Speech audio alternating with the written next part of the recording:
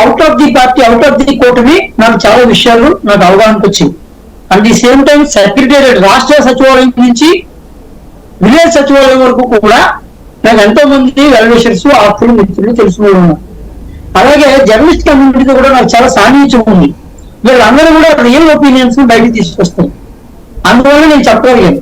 ఇంకో విషయం ఏంటంటే, మన సాంప్రదాయం ఏదైతే ఆనవాయితీగా వస్తుందో రాష్ట్రంలో, అదే చెప్పాను నేను, అదే జరిగింది.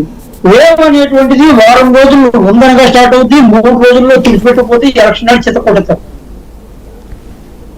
చితకేతలేని ఓట్లు నెక్కితే వన్ సైడ్ నెక్కితే ఆంధ్ర ఓటర్ ఏ రోజు కూడా డైలమా ఇవ్వలేదు. వన్ సైడ్ ఆ రోజు వాళ్ళకి 151 ఇచ్చాడు, అంతకుముందు టీడీపీకి ఇచ్చాడు, అంతకుముందు వైఎస్ఆర్కి ఇచ్చాడు. ఎవరికి 2014లో కూడా ఇవ్వలేదు, 2019లో ఇచ్చాడు. అవును,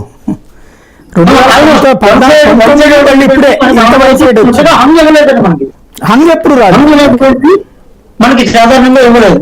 అలా వేవ్ ఏంటంటే వచ్చి ఈ వేవ్ కారణాలు ఏంటి అంటే, జర్నలిస్ట్ ని అసంతృప్తి పడతారండి. అంటే వాళ్ళకి ఇళ్ల స్థలాలు ఇస్తానన్నారు, జర్నలిస్టులకి ఈక్విడేషన్ తో సంబంధం లేకుండా ఇళ్ల స్థలాలు ఇస్తారని ఇవన్నీ కూడా హామీలు ఇచ్చారు. అవి నెరవేర్చలేకపోయారు.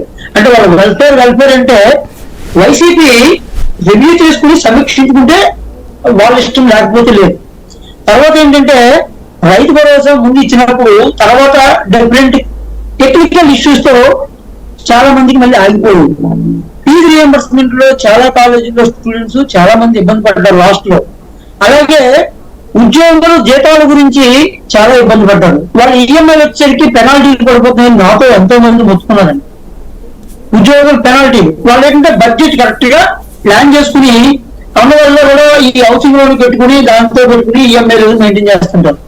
ఇలా ఒక వర్గం కాదు, మధ్య తరగతిలో ఉండేటువంటి వర్గాలు ఏవైతే ఉన్నాయో, ఒక జర్నలిస్టులు కాదు, ఒక ఉద్యోగస్తులు కాదు, లేకపోతే ఒక టీచర్స్ కాదు.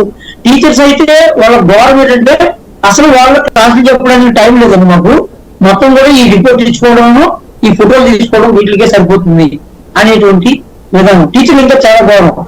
అన్ఎంప్లాయీస్ అయితే వాళ్ళకి ఎంప్లాయ్మెంట్ క్యాలెండర్ ఇస్తానన్నారు. మామూలుగా వాళ్ళకి ఏ సంవత్సరం క్యాలెండర్ రిలీజ్ చేస్తారు, ఒక్క సంవత్సరం కూడా రిలీజ్ చేసిన పాపాన్ని పోలేదు.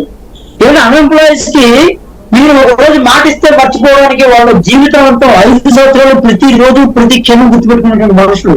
ఎందుకంటే ఈసారి నేను ఉద్యోగం కొడతాను, నాకు మంచి మ్యారేజ్ అవుతుంది, ఈసారి నేను ఉద్యోగం కొడతాను, మా అమ్మగారి కళలో ఆనందం చూస్తాను, ఈసారి నేను ఉద్యోగం కొడతాను, నలుగురిలో నేను ఆనందంగా ఉంటాను. ఇలా వాళ్ళ యొక్క లైఫ్